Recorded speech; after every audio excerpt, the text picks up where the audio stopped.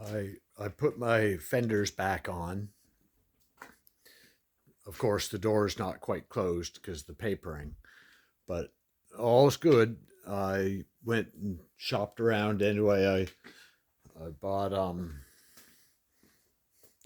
more supplies, some white, a gallon of yellow, and these scratch pads, which are about 600 grit for buffing down that paint. And I splurged, bought a roll of masking tape. So anyway, it really pays to shop around. You don't necessarily buy paint where it's convenient.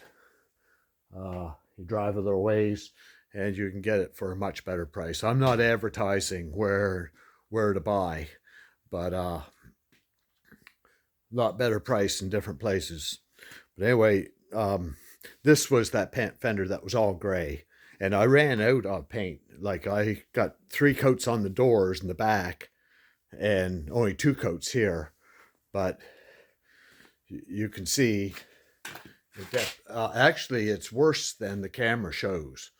The dark is dark. But anyway, I'm going to spray the spots with the white first this time. But I'm going to scuff the whole car down, so I'll be a day or two scuffing it down.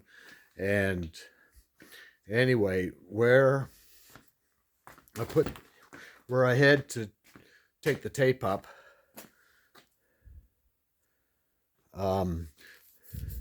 this is a little doll. It doesn't show up in the camera, but this is a little flat. This almost matches the darker than it does this, where it's yellow. So I'm going to take this tape off and retape this, and I'm going to paint this band around the door and this band around the roof. Like there's a seam right here. Well, where is it? Yeah, right here, a little black seam. I'm not painting the roof panel. Just I'll tape up from here and paint this strip all the way around that joins here. So I'll be painting this one strip and the door. That way I don't mess myself up for later on. Like if I ever want to repaint the roof, I can just mask off and paint the roof. That's quite easy. But to paint these 2 strips where I got it tied into the new paint job, I'll rip this paper back a little bit and tape it back here.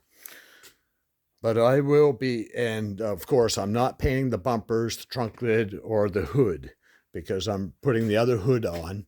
And later on, the bumpers come off easy, like just a handful of little plastic clips, a couple screws, and the bumper skins come right off. So later on, if I get the notion or the time, right now I'm kind of in a spot where I'd really like to have this thing behind me, at least the paint job.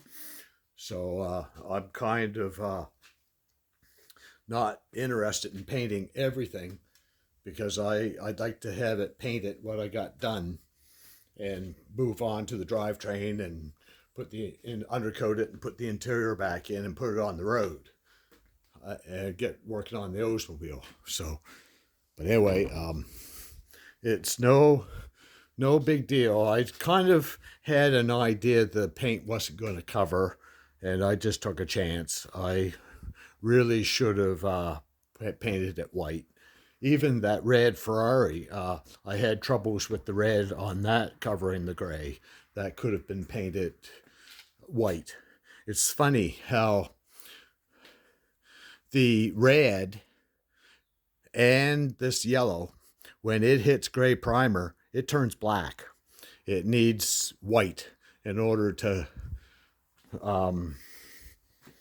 like for some reason, gray primer, you think gray primer is close to white, just dirty white, but it isn't. It turns black under paint. As soon as the yellow paint hits it, that primer is black. And the red Ferrari was the same way. I had to put several coats on it to cover up the primer. But anyway, within the next couple of days, I'll be painting, but I'm going to retape those 2 lines going up around the door, and And the fenders where I had them hanging, that was awkward to paint. So where I got a little bit of paint in behind is good enough. I bolt them on. And I had a little bit of paint in the bottom of the can when I was done. So I painted the nuts first coat. So anyway, when I get around to putting my paint on, now this time when I paint, after I put the white on, I can put as many yellow coats on it as I want. So I have an idea, 3 or 4 coats, and it'll definitely cover after I put the white on it. And the gun did work good. Oh, that's too bad. The cat was just here. Here, KK.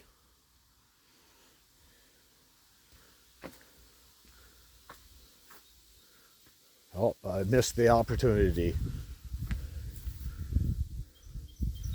Yeah,